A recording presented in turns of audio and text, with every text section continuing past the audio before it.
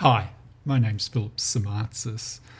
I'm a composer, a scholar, and a researcher based in Melbourne, Australia. I'm the author of the work Atmospheres and Disturbances, which was nominated for a prize in the video and music category of the GEO Art Awards, and it's a great thrill and honour, of course, to be recognised in that way.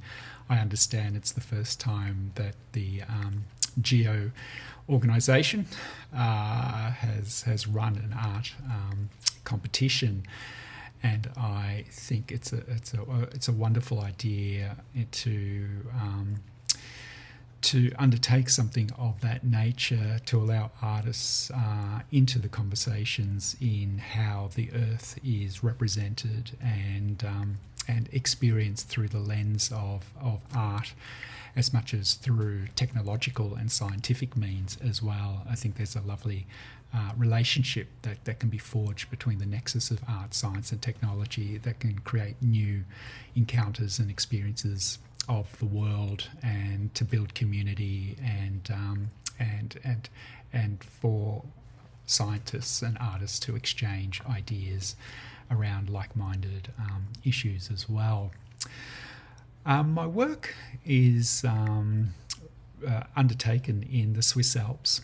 I received a fellowship from the Swiss Science Foundation to undertake about 1 month's research at the High Altitude Research Station at Jungfrau Joch in Switzerland, in the Bernese Alps.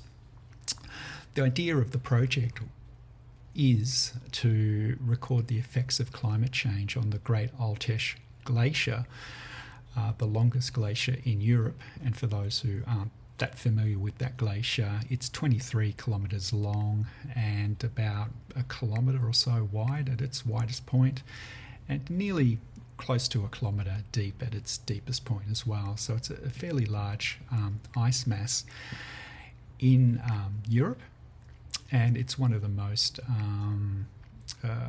acutely affected glaciers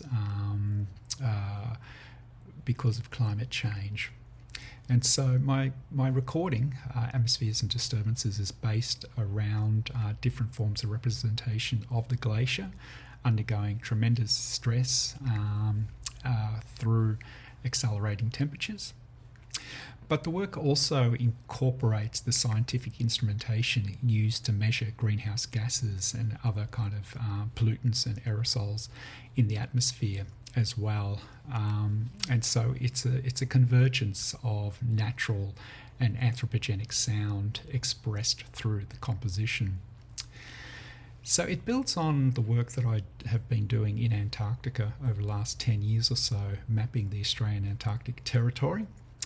And so the techniques that I pioneered and developed in Antarctica, I deployed in the Swiss Alps. It's a very challenging environment, probably more challenging than Antarctica, I must admit, because of the verticality of the landscape and the fact that it's eroding at a rapid rate as well. For instance, the mountain peaks of Munk and the Eiger have been deeply affected by climate change, where the permafrost has melted and therefore they've become very, very unstable places with lots of ice and rockfall occurring there. And my composition includes some recordings of that behaviour and activity as well. So again, it's a great thrill to participate in the first GEO Art Prize, and I'm certainly flattered to be included amongst some marvellous artists from across the world who are engaging with new ways of representing Mother Earth, which is the obviously the theme of this year's prize.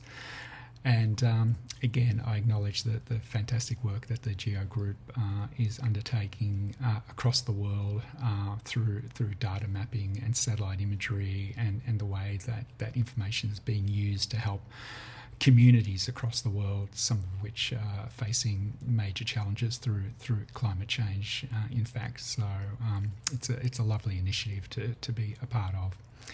So all the best from Melbourne, and thank you for your time, and congratulations to everyone who participated in the Art Prize. I think we can all share in it as a wonderful achievement for our community of artists across the world.